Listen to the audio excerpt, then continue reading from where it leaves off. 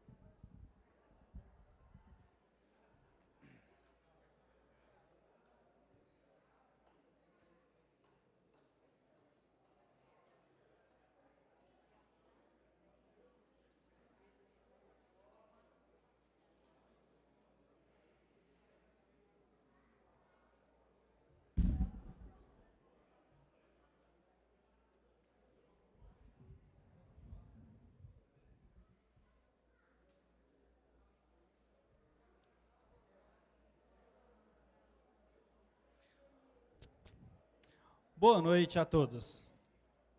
O Banco do Brasil, o Instituto Riso e a Prefeitura de Pirenópolis têm o prazer de apresentar músicas clássicas do projeto Musicalidades, músicas das cidades goianas, com a apresentação da Orquestra Camerata Filarmônica de Goiás, sob a regência do maestro Alessandro Borgamenaro. Agradecemos aos senhores Prefeito Municipal da cidade de Pirenópolis, Nivaldo Melo, Presidente do Instituto Riso, Leonardo Riso, Diretor Executivo do Instituto Riso, João Novas, Secretário de Cultura, Ronaldo Félix, Maestro da Banda Fênix, Aurélio Afonso, o ex-prefeito Altarmir Mendonça e o secretário de Administração, Sérgio Radi.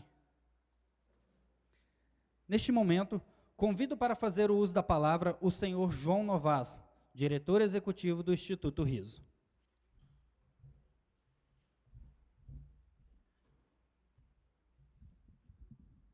Muito boa noite a todos. Em nome do Instituto Riso, do Banco do Brasil, da Prefeitura de Pirenópolis, quero dar as boas-vindas a todos vocês. É muito bom poder ver um cine-teatro tão lindo quanto esse, cheio e de gente interessada em apreciar música clássica. O Instituto Riso nasceu por volta do ano 2000, fundado por Leonardo Riso, que contou com a ajuda de muitas pessoas importantes nesse caminho, como Cirão Franco, Washington Novaes, Tietó, Paulo Bertrand e tantas outras pessoas que ajudaram o Instituto nos seus primórdios. O Instituto surgiu a partir exatamente da luta pró-cidade de Goiás, pelo movimento, pelo tombamento da cidade de Goiás junto à Unesco, e desde então se dedica às causas culturais e ambientais de nosso estado. Mais uma vez quero agradecer a presença de todos vocês, quero pedir a todos que mantenham o uso de máscaras para que a gente tenha um evento mais seguro possível para todos nós, e espero que vocês gostem muito dessa apresentação que a gente vai fazer aqui hoje do projeto Musicalidades. O projeto Musicalidades nasceu há cerca de 2 anos atrás, quando o Leonardo Riso e o maestro Alessandro Borgomaneiro fizeram uma espécie de piloto desse projeto que a gente ampliou agora, exatamente na cidade de Goiás, um festival de música clássica na Serra Dourada. E, enfim, desde então ficaram querendo repetir essa ideia e aumentá-la, e agora com o apoio crucial do Banco do Brasil, numa época tão difícil para a cultura, né, a gente está conseguindo realizar um projeto tão interessante e tão cativante, que está percorrendo 12 cidades de Goiás. Aqui é a 10ª cidade onde nós já estamos. E, além disso, o projeto Musicalidades também tem um lado educacional muito forte, junto com as apresentações. Em cada uma dessas cidades, a gente tem realizado, e aqui não é diferente, uma oficina de iniciação à música clássica para alunos da rede pública e para os interessados em música clássica em cada uma dessas cidades. Além do projeto Musicalidades, o Instituto Riso também tem outros 2 projetos que a gente está estruturando e que são estruturantes para a ação que a gente imagina do Instituto Riso, que são o Museu da Água de Goiás, que a gente está tentando fazer com o apoio da Prefeitura da cidade de Goiás, que era um sonho antigo do Washington Novaes. E também, desde 2016, a gente tem um centro de referência das artes do Cirão Franco, e de digitalização e certificação da obra dele, e que a gente toca. Então, quero agradecer a presença de vocês, e vou aqui em seguida chamar algumas pessoas para fazerem rápidas falas aqui. Gostaria de chamar, para fazer uso da palavra, primeiramente, o Gunter Amorim, que é o gerente do Banco do Brasil aqui em Pirenópolis.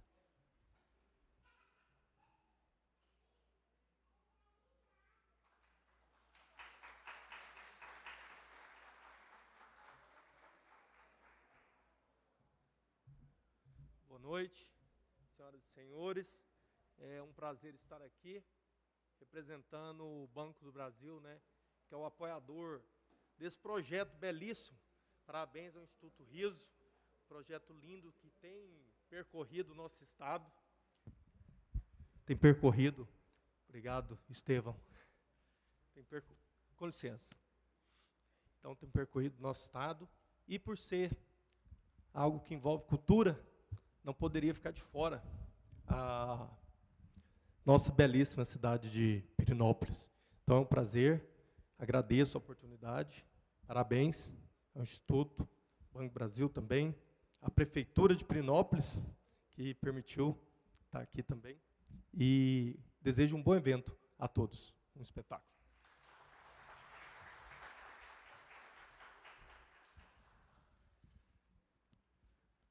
Quero aqui, mais uma vez, agradecer ao prefeito Nivaldo Mello, toda a sua equipe, o Sérgio, o Radi, o Ronaldo Félix, o Wesley, toda a equipe que nos ajudou a conseguir estruturar esse projeto tão importante aqui em Pirenópolis. Vou chamar para fazer uso da palavra agora exatamente o secretário de Cultura de Pirenópolis, Ronaldo Félix.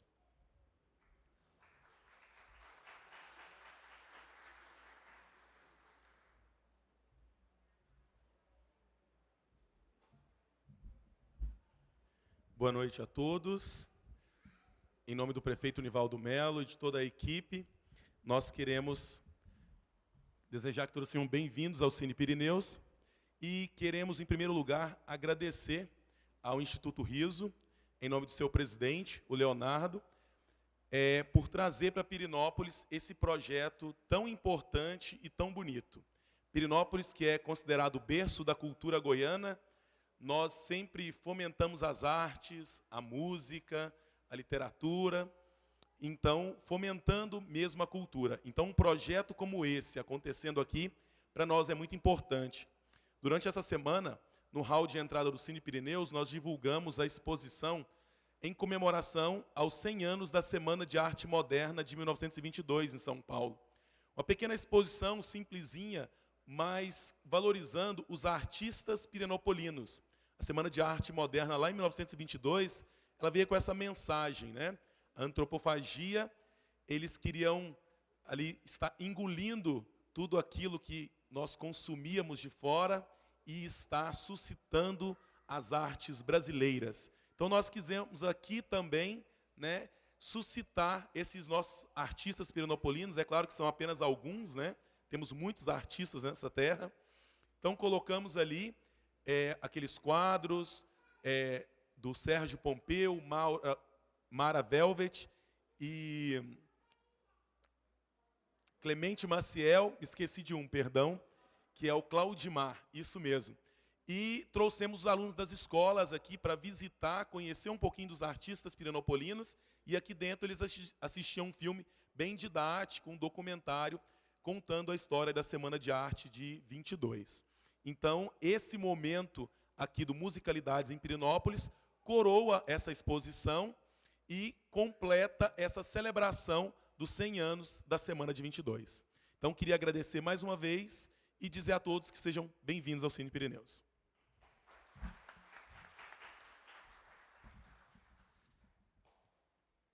Vou chamar agora para dar um rápido boa noite para vocês, o presidente do Instituto Riso, Leonardo Riso.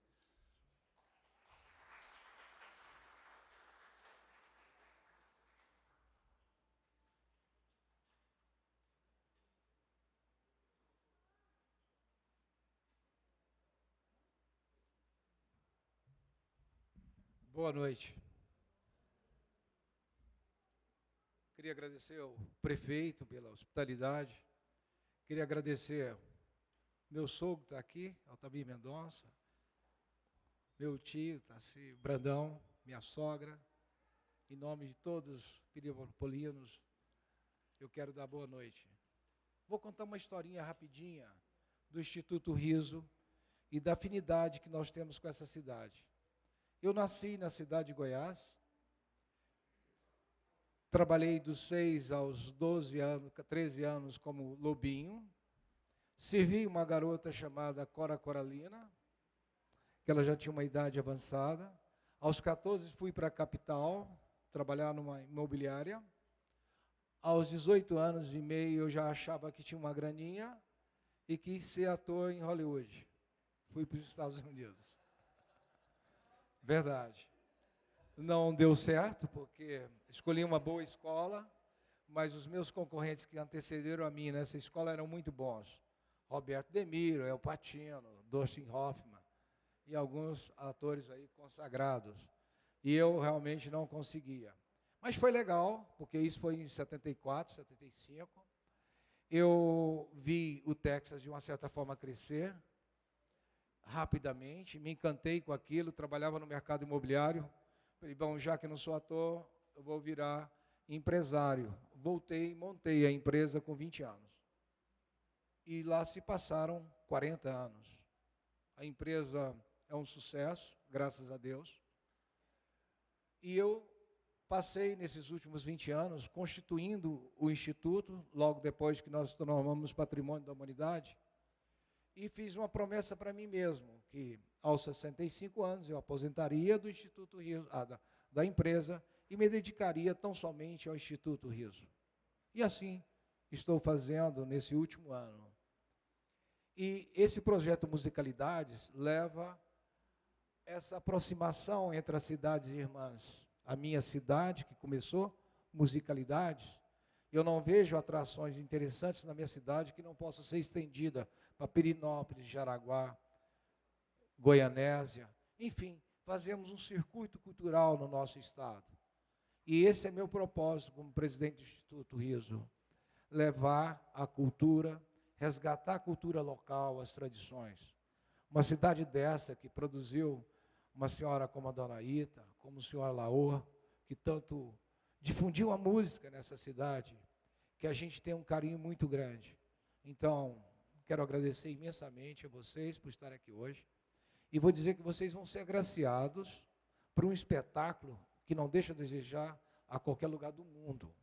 E esse é o objetivo, a gente trazer para Goiás tudo aquilo que há de melhor no mundo.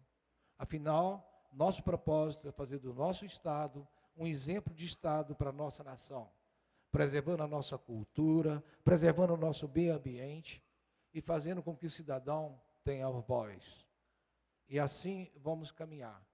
Boa noite com vocês, maestro Alessandro Boganoro, que para mim é um dos melhores maestros da atualidade.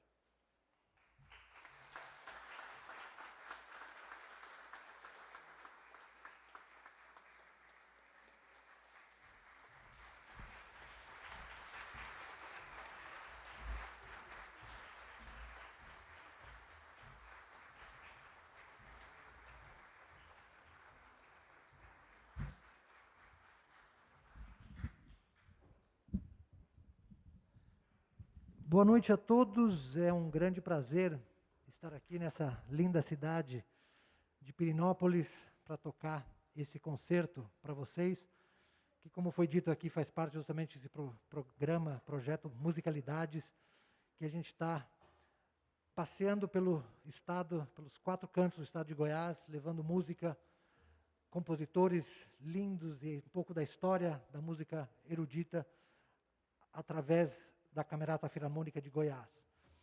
E já percorremos umas 10 cidades do interior, e eu fico muito feliz que é a primeira vez que a gente tem um teatro lotado.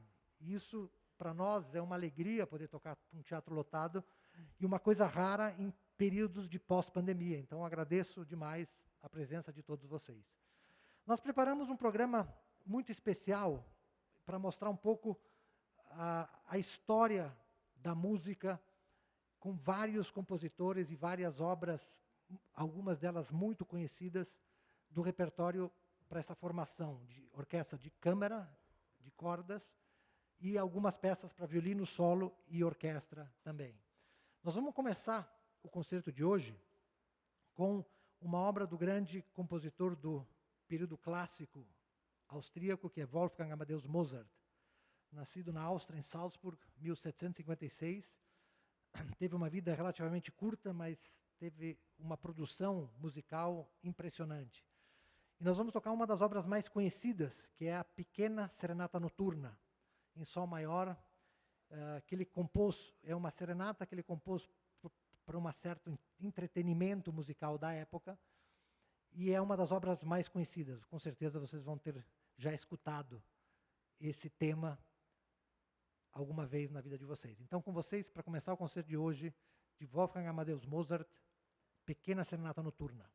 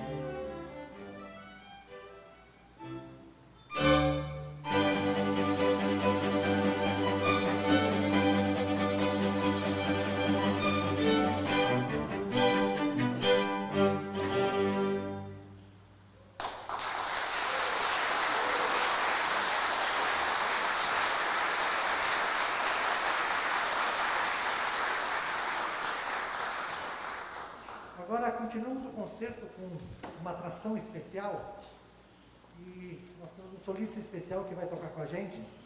Tem uma história muito bacana, que eu acho que o Leonardo e o João comentaram aqui. 4 anos atrás, nós organizamos um festival na cidade de Goiás, junto com o Instituto Riso, e o Leonardo, grande parceiro de longa data. E lá eu recebi, um pouco antes desse festival, eu recebia pelo Facebook mensagens assim de um garoto que queria, apaixonado pelo violino, queria ter informações sobre violino, sobre ter aula e tal. E eu comecei a responder, assim, eu achava bonito esse interesse, e aí eu convidei ele, olha, vai para o festival para a gente se conhecer, vai nesse festival em Goiás, nós organizamos a ida dele lá.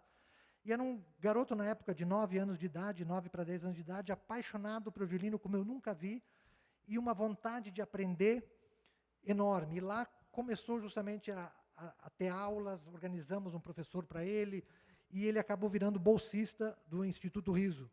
E desde então, a gente meio que adotou ele como o nosso mascote da orquestra, o nosso amigo, e ele vai tocar como solista. Vocês vão ver justamente um jovem que era uma criança, agora adolescente, 13, 14 anos, fazendo música, que é uma coisa extremamente saudável, extremamente boa, e é uma alegria muito grande ter ele nessa turnê com a gente. Então ele vai executar de Vivaldi, do grande compositor do barroco italiano, o primeiro movimento do concerto em Lá menor para violino e orquestra. Eu chamo ao palco, com uma salva de palmas, Gabriel Figueiredo.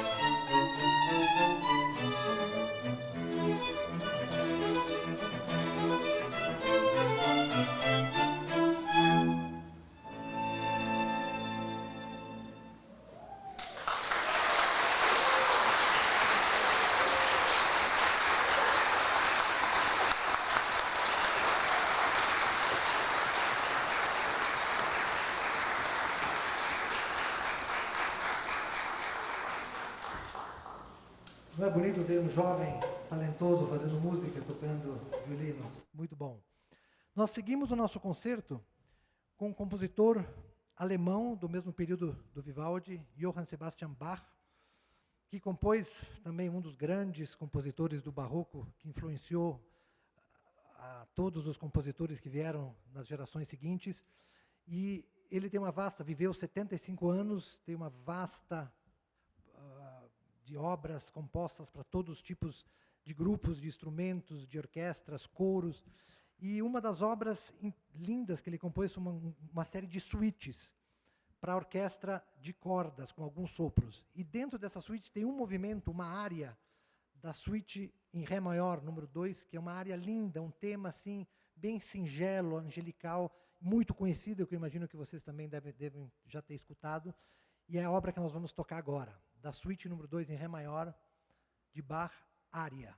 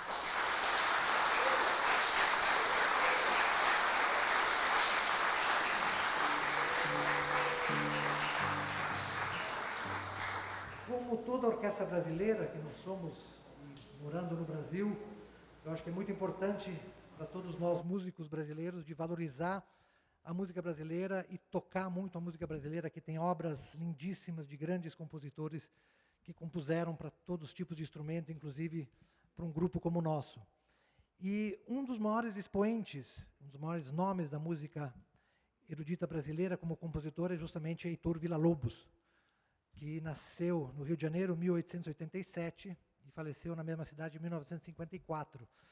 E, inclusive, na semana passada se comemorou 100 anos da famosa Semana da Arte Moderna de São Paulo, de 1922, onde Villa-Lobos deu um concerto no Teatro Municipal de São Paulo só com obras dele. E foi o início justamente dessa valorização da cultura brasileira, não em detrimento da cultura europeia, mas justamente como ênfase na cultura brasileira, que foi um marco importantíssimo da valorização nessa Semana da Arte, não só da música, mas da pintura, da literatura, né? Com Maria de Andrade, Oswald de Andrade, que foram os idealizadores dessa Semana da Arte. E Villa-Lobos compôs uma série de obras intituladas Baquianas Brasileiras. Por isso que nós escolhemos uma obra de Bach, porque essas baquianas, são 9 baquianas ao todo, ele se inspirou em cima das obras de Johann Sebastian Bach, que é o compositor que nós acabamos de tocar.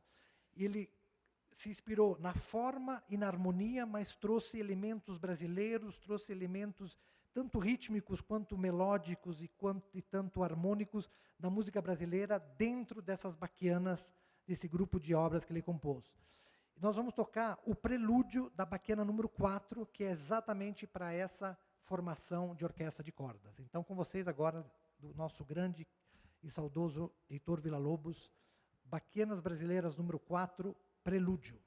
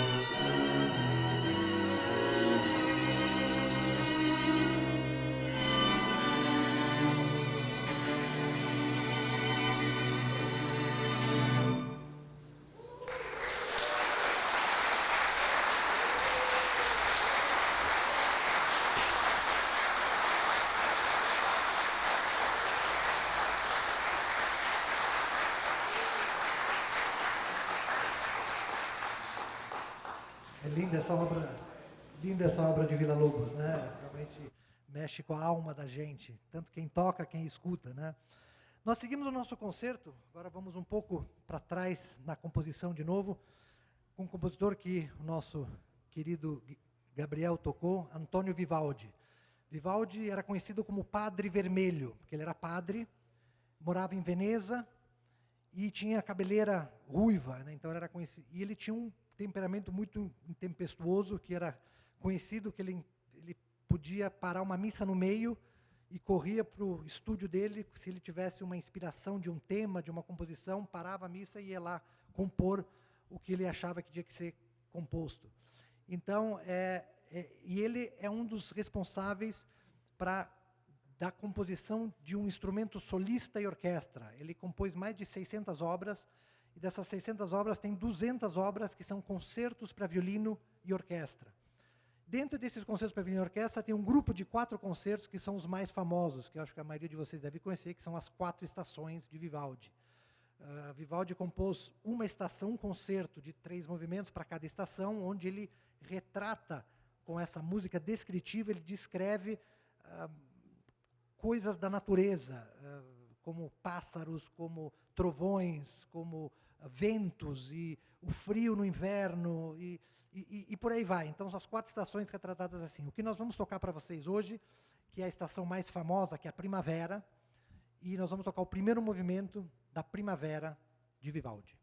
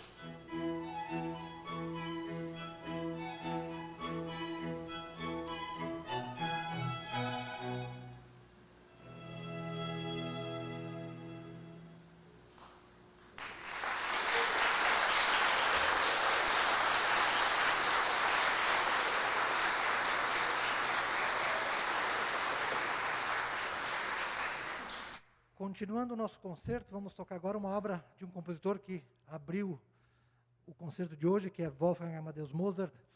Como eu falei, ele teve uma vida muito curta. Viveu por 35 anos, infelizmente, só. E também teve uma vida muito profícua, com muitas obras compostas, para ser exato, 622. E Mozart era um exímio pianista e um exímio violinista.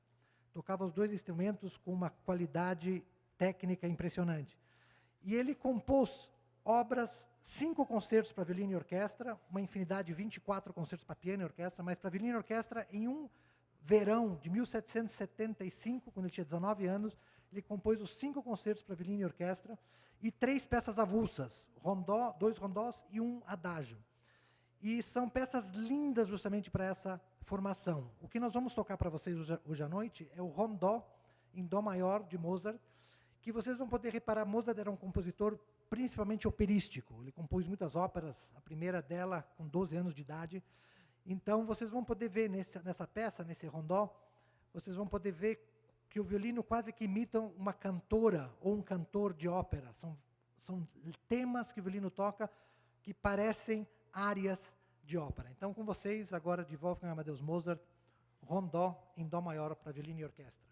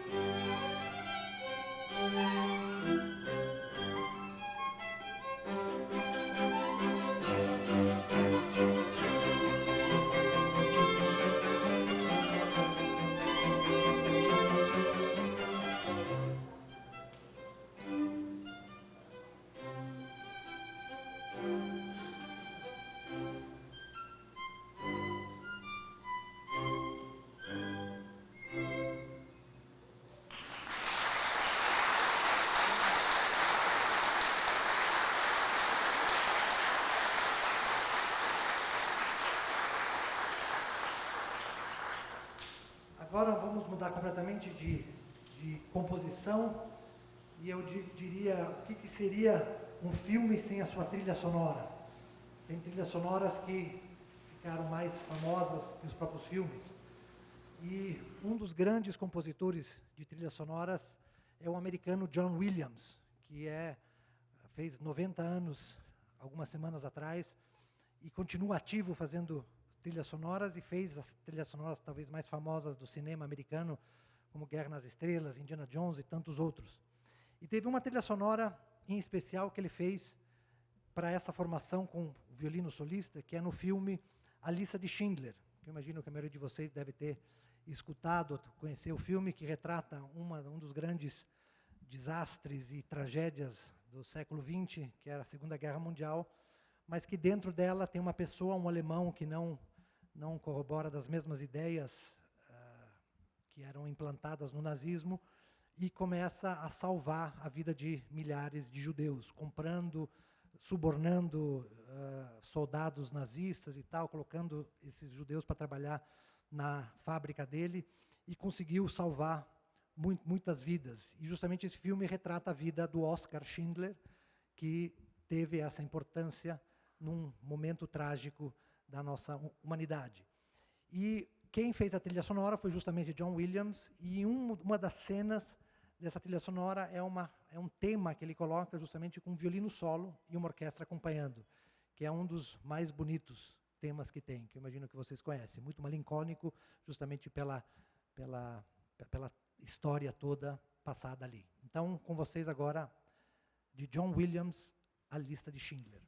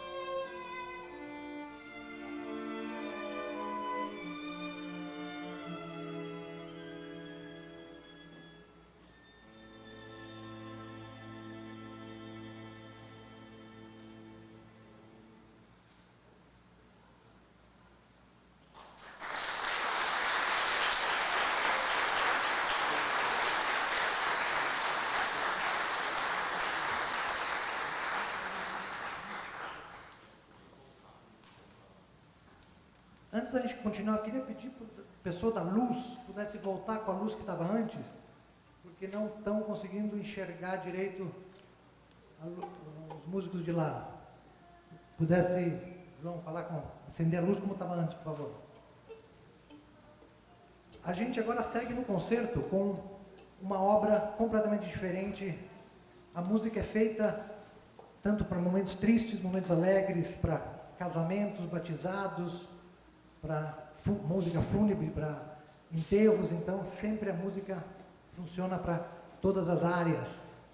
E agora vamos tocar uma música bem festiva de um grande violinista virtuoso do período romântico, chamado Niccolò Paganini. Paganini foi a pessoa que revolucionou o violino e transformou o violino em um instrumento virtuosístico, criando efeitos brilhantes, virtuosos, como nunca ninguém antes dele tinha feito. E ele compôs uma série de concertos para violino e orquestra, dos quais o número 2 tem o terceiro movimento intitulado La Campanella, que em italiano quer dizer o sino. Então, vocês vão ver que o violino imita um sino de igreja em um certo ponto da obra. E vocês vão ver que até agora, por exemplo, uma das coisas que o Paganini começou a utilizar é praticamente a extensão inteira da corda. Se vocês notaram nessas obras que eu toquei de Mozart e Vivaldi, eu tocava até mais ou menos essa região das cordas. Com Paganini, eu vou tocar até o final, quer dizer, ele usa toda a extensão do instrumento, notas muito agudas, então vocês vão poder reparar justamente esse virtuosismo que ele desenvolveu no violino. Então, com vocês agora, de Niccolò Paganini, La Campanella.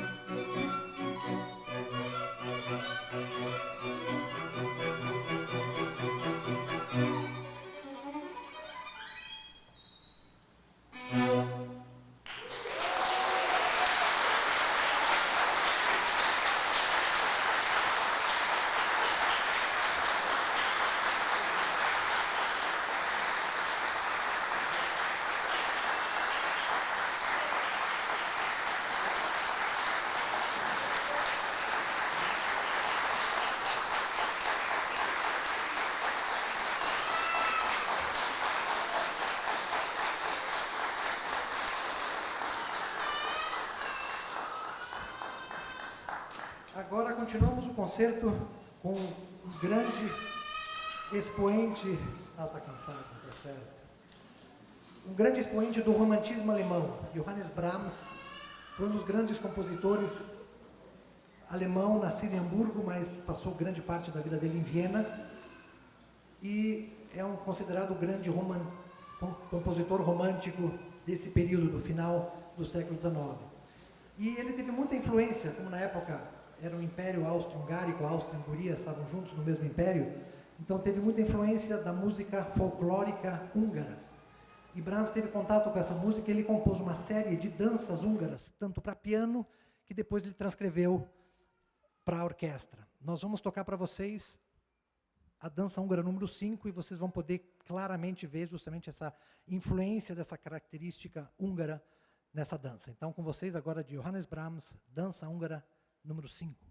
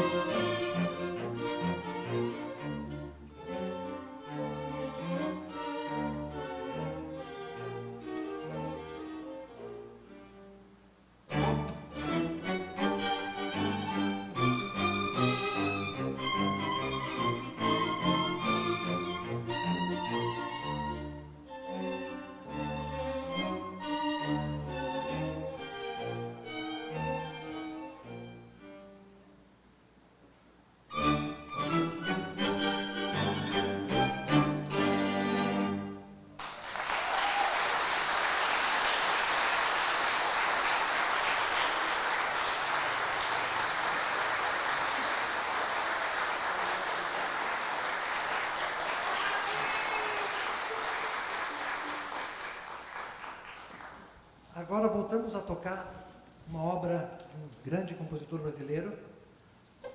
E essa vai ser a última obra do nosso concerto de hoje, mas de um compositor muito importante do século XX, chamado César Guerra Peixe, obviamente já da geração seguinte, a de Villa-Lobos, nascido no Rio de Janeiro em 1919, falecido também em 1989 também no Rio de Janeiro, mas passou uma parte da sua vida em Recife, onde ele estudou muito as melodias, os ritmos nordestinos.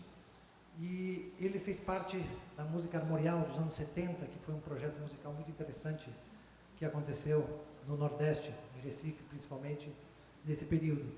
E ele compôs uma obra que é tipicamente nordestina, vocês vão ver que imita um pouco a rabeca, o violino da rabeca, que se chama mourão, que é uma típica dança.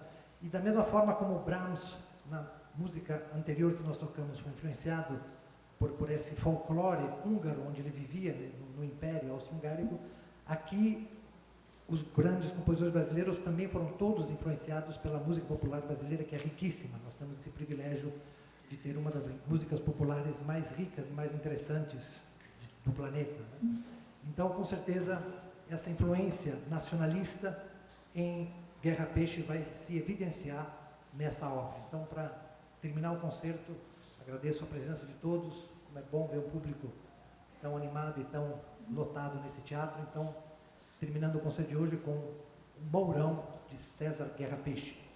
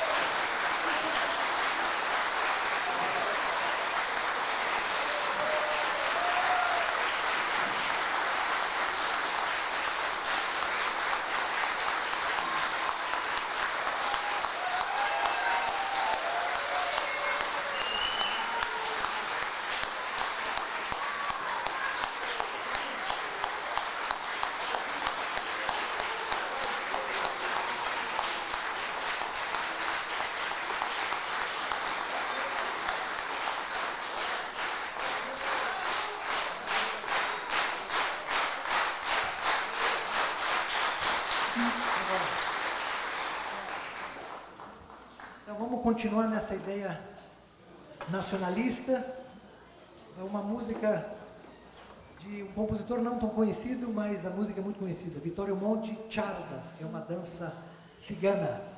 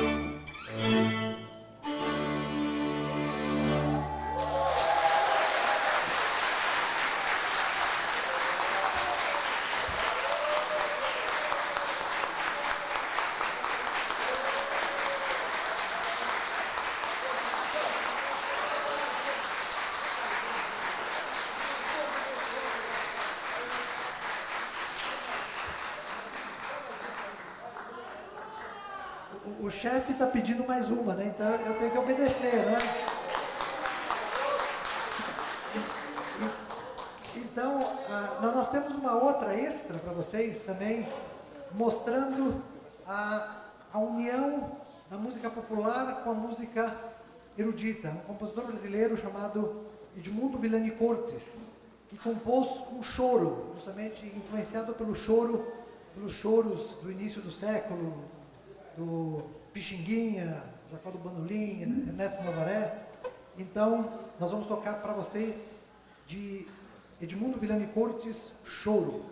E agradeço de novo a presença de todos, ao Instituto Riso, querido amigo Leonardo, Banco do Brasil, que está patrocinando toda essa nossa turnê de concertos pelo estado de Goiás, que é muito importante a gente poder levar música e cultura, principalmente em períodos de pandemia. A gente viu como a cultura é importante nesses anos que a gente teve que ficar mais reclusos. Eu acho que a arte e a cultura todos nós usamos e consumimos muita cultura, lendo um livro, assistindo um filme, escutando música, seja clássica, popular. Então a cultura faz parte da vida. Dizia já o grande filósofo alemão Nietzsche, a vida sem a música é um erro. E com certeza, com o Instituto Riso, o Camerata da Firma de Goiás e o Banco do Brasil patrocinando, a música nunca será um erro no estado de Goiás. Agradeço a todo mundo. Então, terminando o concerto de hoje, Edmundo Villani Cortes, Choro.